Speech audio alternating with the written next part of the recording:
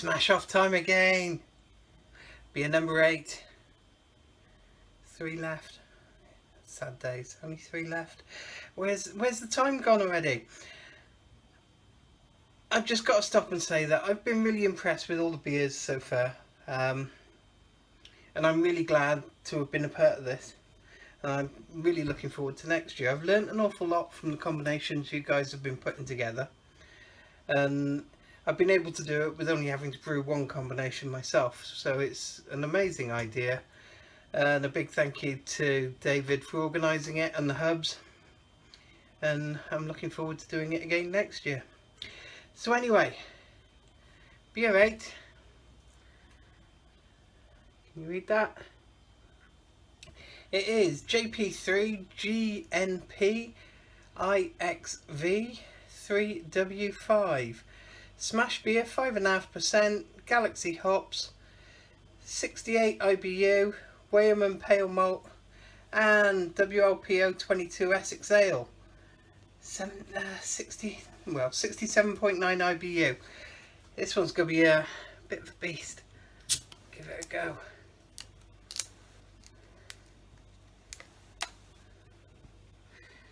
There we go, get in there.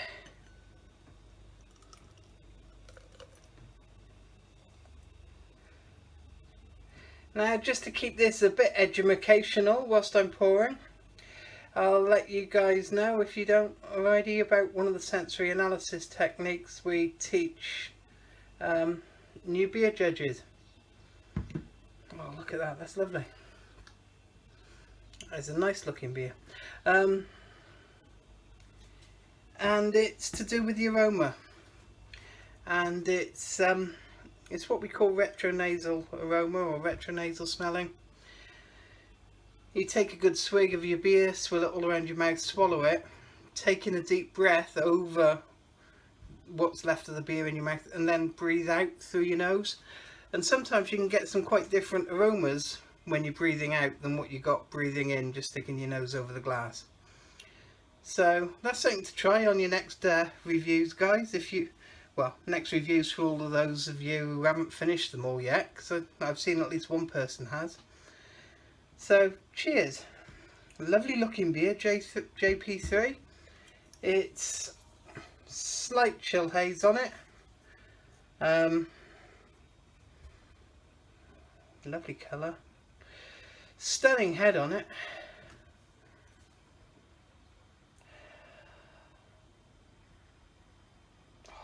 That's Galaxy for you there.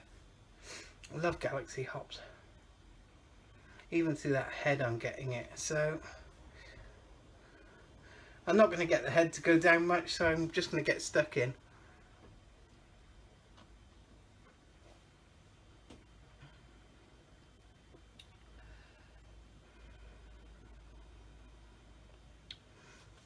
Okay, yeah, that's quite bitter. Not necessarily in a bad way. A lot of the other beers have been quite restrained. You get the bitterness on the finish and not up front. This one, you really get it hit you up front.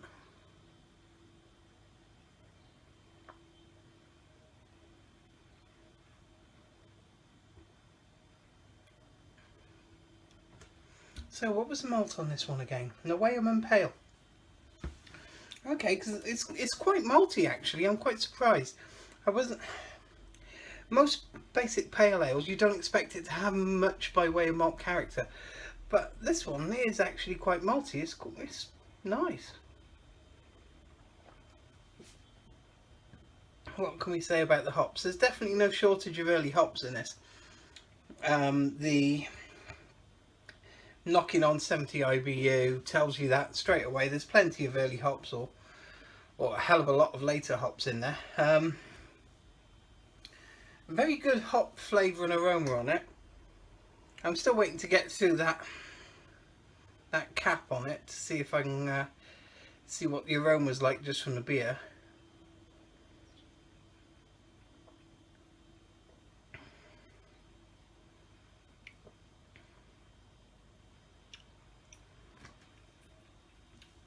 There is something there. I'm not sure whether it's just from the very high IBUs in it, or what at the moment.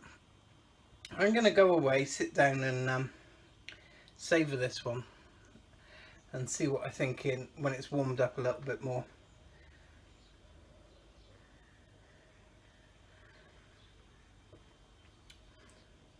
It could just be soaked from the yeast actually. WLPO22 Essex ale yeast isn't one I've used before, so thinking about it and tasting it, I think what I'm getting is something from the yeast,